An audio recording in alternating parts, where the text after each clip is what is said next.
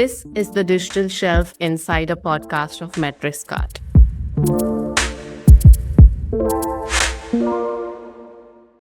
Hello, everyone. Welcome back to the Digital Shelf Insider podcast of MetricsCart. I'm your host, Shreshta, and today we have a super awesome guest joining us. It's Lynsey Sweales. She's the founding partner of Cognitive Union. She's been in the industry for more than 2 decades, and she's worked with some of the best brands out there, and she's authored books on B2B and B2C digital marketing.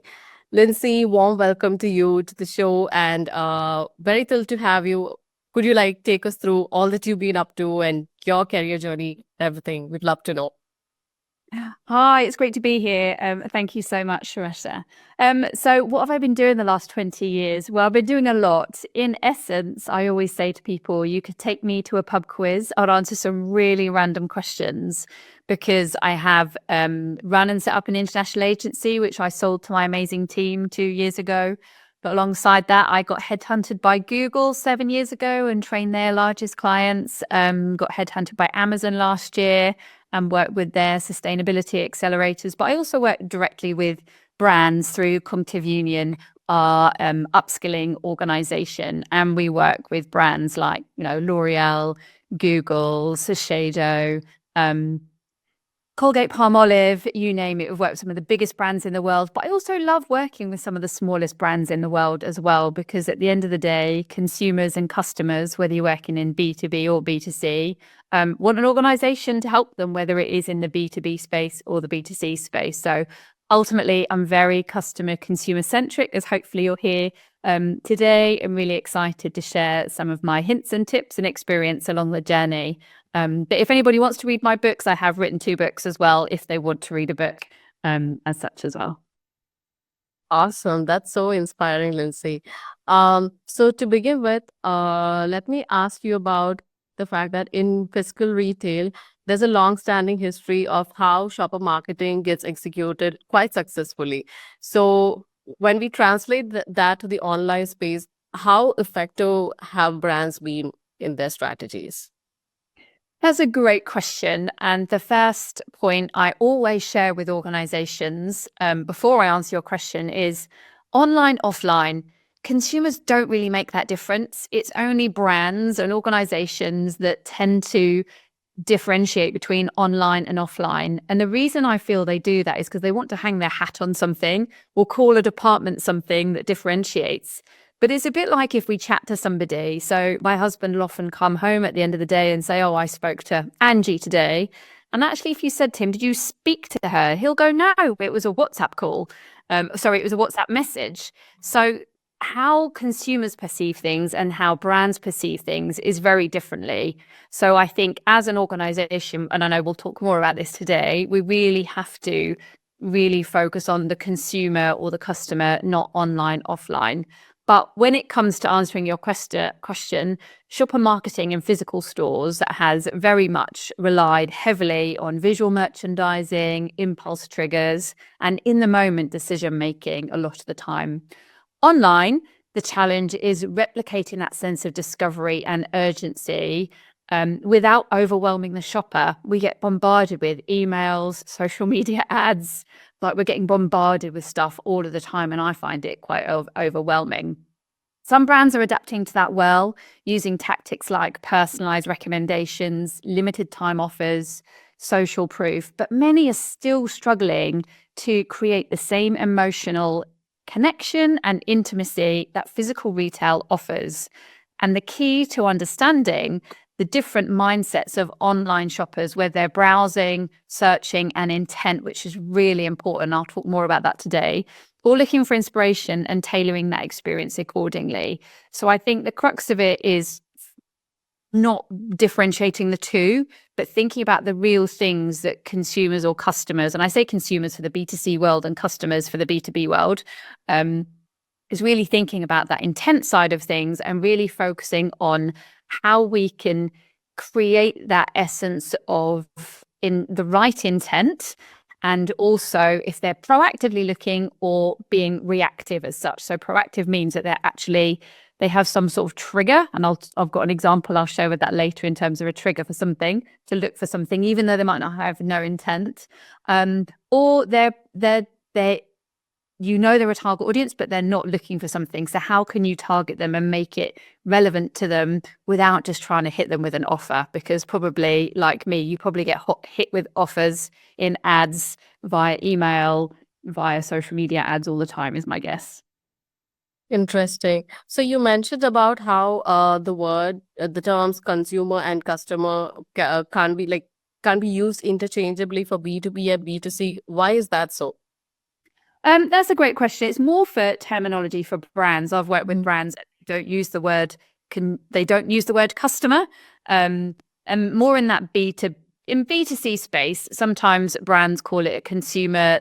Is their customer, where in B2B they tend to use the word customer. So it's more language, like it's the same person. It's someone that wants to buy your product, regardless if they are purchasing or not purchasing, as it were. Right. So the other thing I wanted to ask you is about the fact that how are shoppers perceiving products in physical stores versus online? Obviously, in physical stores, there's the aspect of touch and smell and all of that, but still, is there like a gap in marketing? Or like you already mentioned, there is a struggle that brands undergo with the, kind of building that emotional bond with consumers.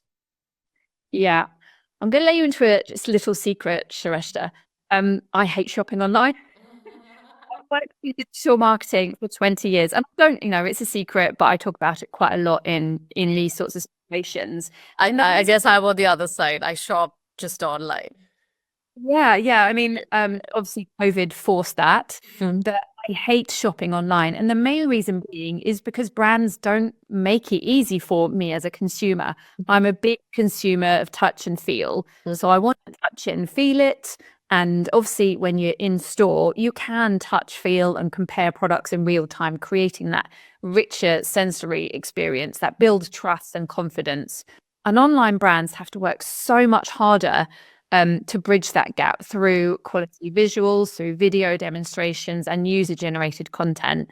And if the online experience lacks that depth or reassurance that physical stores provide, it highlights that gap in that brand's ability to connect with their audience across the channels. And successful brands invest in storytelling, in interactive content to close that perception of gap. So brands that often do this really well are actually smaller brands. So I call them digital native brands, because many brands have started in the digital era because they've been able to. Selling now is like a playing field. Like, it doesn't matter if you're Nike or a startup brand, you have exactly the same channels. It's how you play. And smaller brands have personality. They have a better understanding of their customer or consumer because they work with them, because they are a jack of all trades, and they can really bring to life their brand, and they can understand the wants and needs of it. But one brand I wanted to bring to life is Didriksons. Now, they're a Nordic clothing brand, and they do this really, really well. They started off in the Nordic countries. They then started to develop their online offering. And the reason I came about them, bearing in mind I hate buying online, is during COVID, when I was forced to buy online, and it was a really painful experience. I was looking for waterproof rain clothing for my son. He was going to forest school, which is a school that they're outdoors all the time, come winter or summer.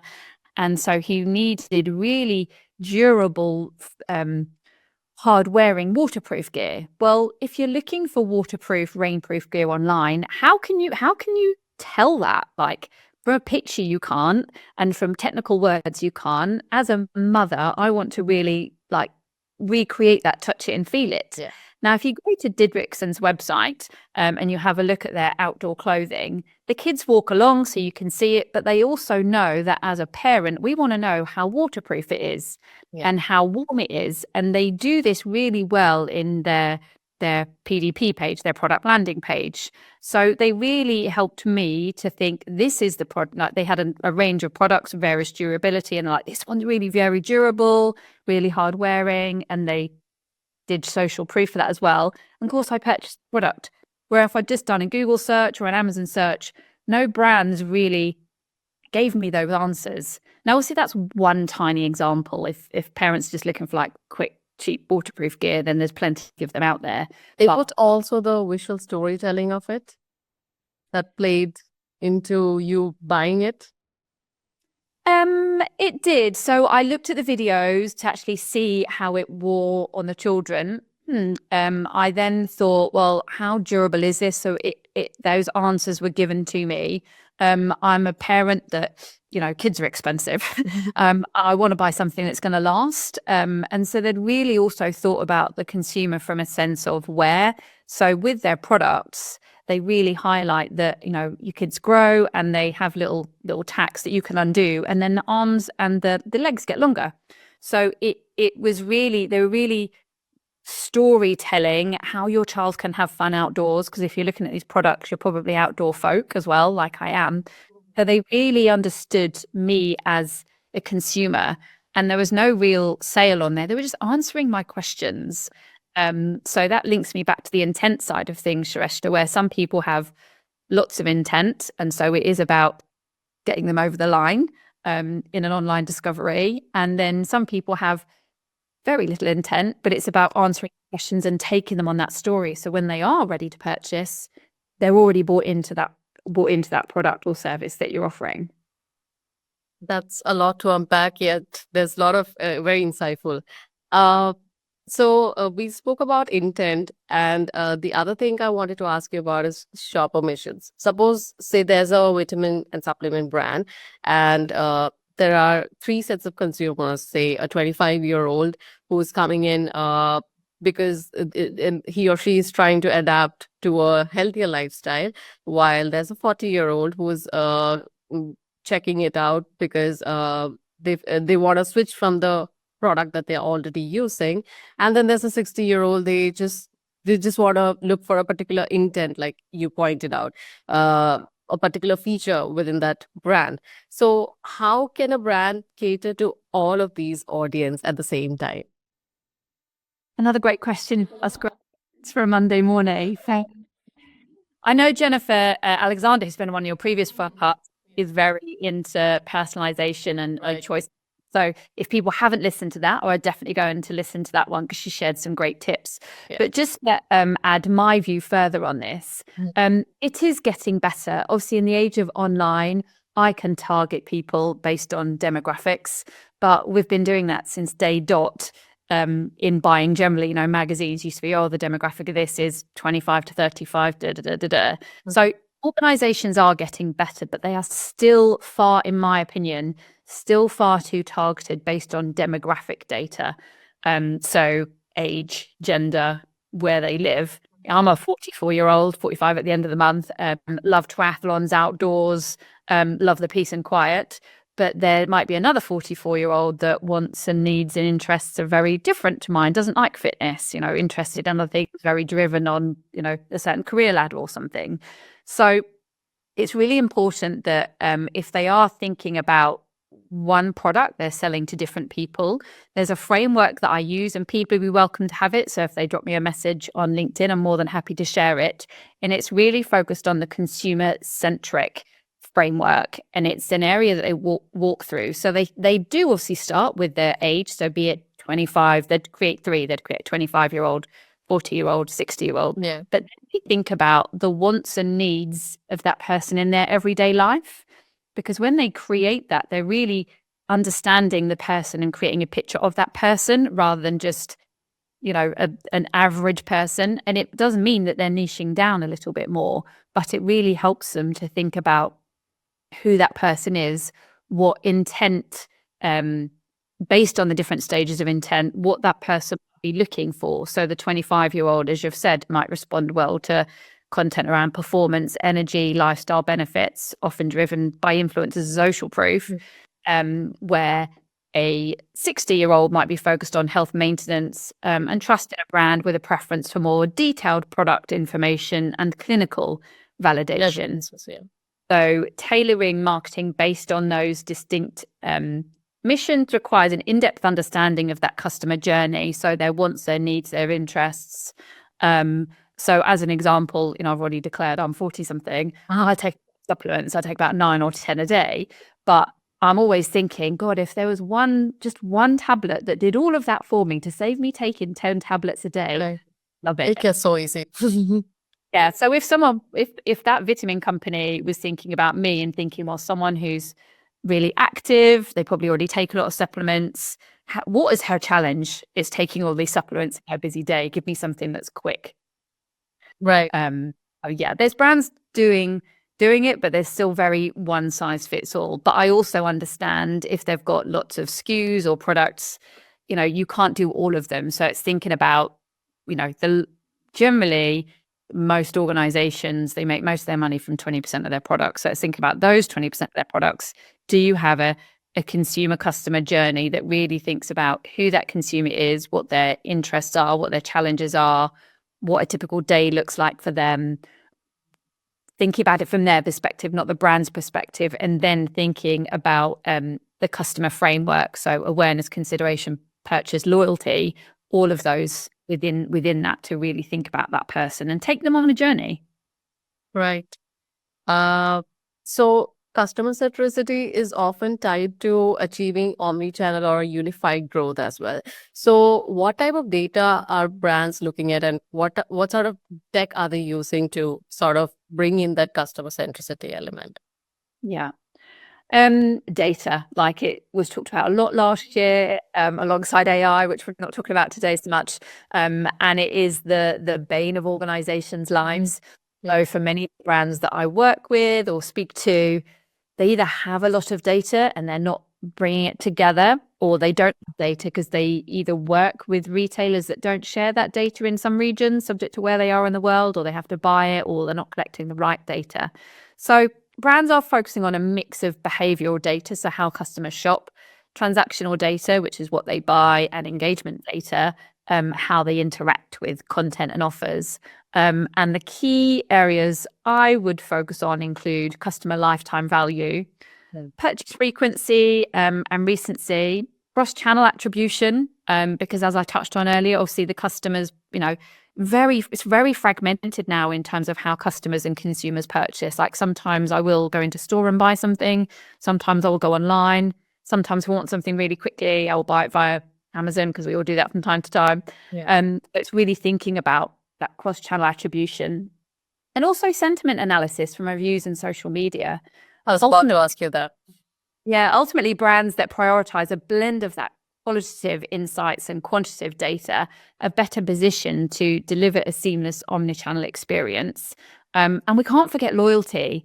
Like there's in terms of loyalty, I think 25% of people are going to be less loyal this year because it is about personalization and about, getting the product. So it's about what's right for them. So they are much more likely to be brand loyal this year than ever before. And in a world where, the economy isn't great in most parts of the world at the moment, you want to be spending money on getting new customers in, but you don't want to be a sieve. You want to be a brand that when people buy from you, they have that amazing experience. Online, offline should be consistent.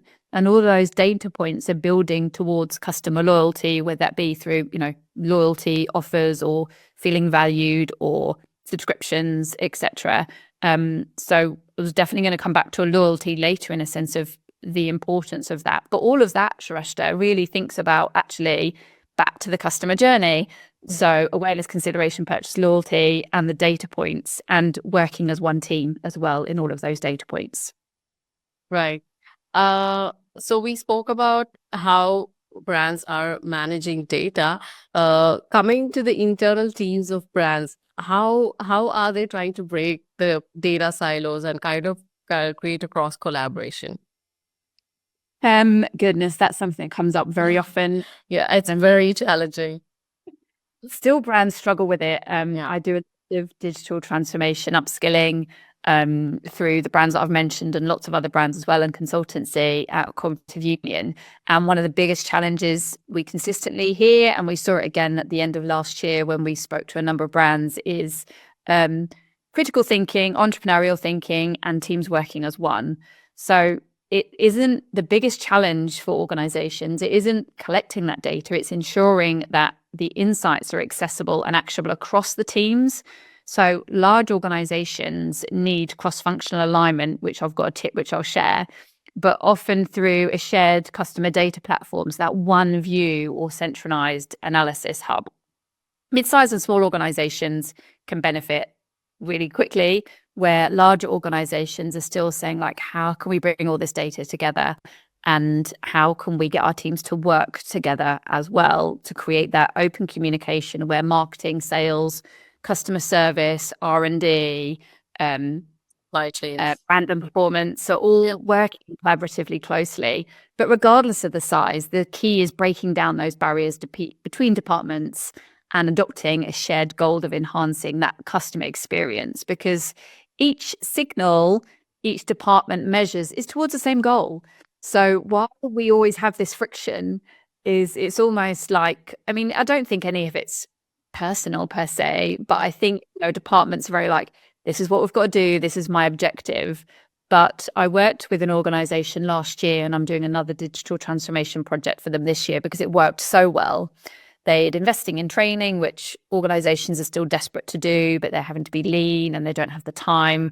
But this company did it last year. It was a trial and it worked really well. And they said, Lynsey, when we've delivered this, we want to see return on investment, which first set of training is always difficult on return on investment. And through that project, we used my framework, which, as I've already shared, happy to share. And guess what? We got the teams working together. So I was like, right, you are not completing this framework unless sales are in the meeting, marketing's in the meeting, brands in the meeting, customer service is in the meeting, R&D are in the meeting, and you all work together because you've all got great intel. It's no good like marketing creating it and sharing it with sales. And what do you think? You all need to come together and create this work together to create the customer journey, and using the data points. And when you have an understanding of that, let me know what you think. So we did the project, lots of departments did it. I then did some coaching sessions and I asked some of the teams for feedback, and they were like, it was amazing because sales had some really good input and had really good data, and so did R&D. And I was like, funny that, isn't it? It was sort of easier as well. So it's not about the goal of the organization, it's about the goal of the customer. And there is data in all sorts of shapes and sizes in like terms of quantitative data and also qualitative data. And there's some really juicy stuff in there that can really, really help organizations. And I've got one more thing I just wanted to add on that, if that's okay, Shreshta, that just to bring it to life as an actual example. Another organization I worked with, they're in everybody's bathrooms around the world, but I won't name them. They, again, weren't working collaboratively. There was sort of sales, marketing, performance, did online, offline. And I was doing e-commerce upskilling for them. So we were skilling them on the digital shelf. And I'd said that the various team heads need to come along to the training. And we were looking at reviews. And I know that you highlighted there, like social proof is so important. But social proof and what consumers say about your brand is also like, it's like, and this SPF skincare product, so it was a sunscreen product. And they were just looking at the reviews, and I said, do you look at the reviews? Yeah, they're all 5-star, blah, blah, blah. I said, yeah, but do you actually read them? No. And I said, well, look at this. I found, like, it doesn't happen every day, but I found it a few times when I look at companies' products. When I looked at the reviews, a number of the reviews, like a quantitative amount, were saying this product, I use it for sunscreen, but actually it's really good for acne prone skin. And I was like, have you guys identified that? They're like, no. I said, look how many thousands of people a month are searching for acne prone SPF sun care. They're like, well, that's great, but we can't just change the packaging. I was like, no, of course you can't, but you can send it back to your R&D team and create a case and saying, look, this many thousand people a month are searching for a spot prone or acne prone SPF cream. Here are all the reviews. Here's the review. Here is a business case to actually be selling more of that existing product to a bigger market. And again, that wouldn't have happened if the teams weren't working together. So it's just another example of, those things don't happen all of the time. But when you are working together, there are things that can come uncovered that can create a more streamlined way of doing things, be more cost effective, and actually throw up some gems like this that would never have appeared before if the R&D team hadn't have been educated on e-commerce, but also worked as one team to create that consumer-centric journey. Definitely. So it's more about like creating shared goals and kind of viewing the data together, like all the teams together. Yeah, so within each part of that framework, it's really thinking about, sales is more involved at the earlier, the mid part of the channel. And marketing might be involved earlier on. But when they create one framework where there is core KPIs and data points, not hundreds, but like 2 or 3 under each one, then it means that all of them can see what's going on. All of them are aiming towards the same goal, and they can benefit each other in all of that journey and help towards a more collaborative journey to make the consumer-centric journey work, which is the imperative at the end of the day. And it's all the departments working as one, using data, various technology they use within their organization to create that consumer journey management in a much more siloed way. Now, that's not an easy thing to do, but I proved it last year in the company that I did the digital upskilling. They did it as one campaign, and that campaign worked so well and provided huge return on investment. They're now doing it again. So it can be done in global companies, just needs time and a bit of investment in terms of making, that bringing everybody together to get them to think like the customer within a whole organization, not via the department silos. That is so cool. We've almost come to the end of the session, and I have this last one question for you. So, what would be that one key takeaway you would have for brands and organizations to excel in omnichannel execution for 2025?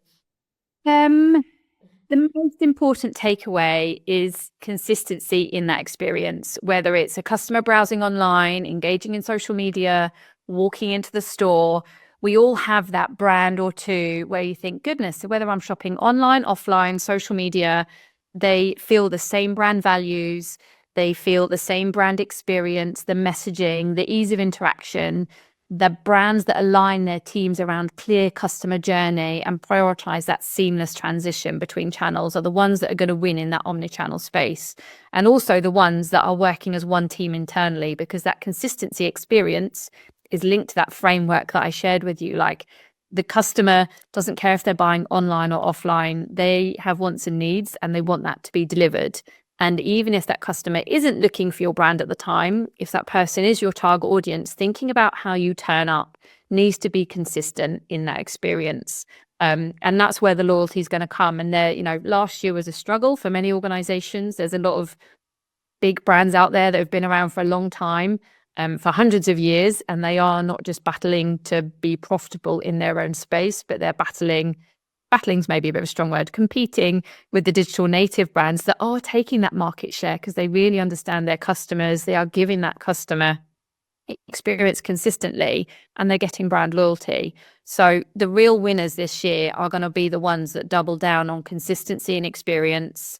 And it isn't necessarily about, getting the sale. It's about the larger customer lifetime value and thinking about the bigger picture, which, when teams are lean, when the profit is maybe not in a profitable place, that can be a really hard decision. So there's going to be some hard decisions need to be made this year, but consistency and experience is where it's going to be in terms of doubling down on the most important area to focus this year. So consistency and experience and working as one team. It's got to be more cost effective and profitable for an organization.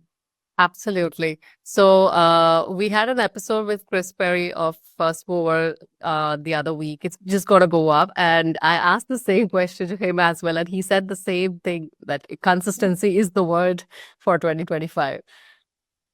It is, yeah. And, it's so easy to, we are in an agile world, so we can like jump about a bit, and I'm all for agility. I'm a very agile person, but we need to consistently turn up and really be like honed in on our customers, consumer centricity, and turning up consistently and not making knee-jerk reactions to suddenly say offer here, offer there. Just doesn't work. Like, it's a short-term gain for a long-term loss at the end of the day. Right.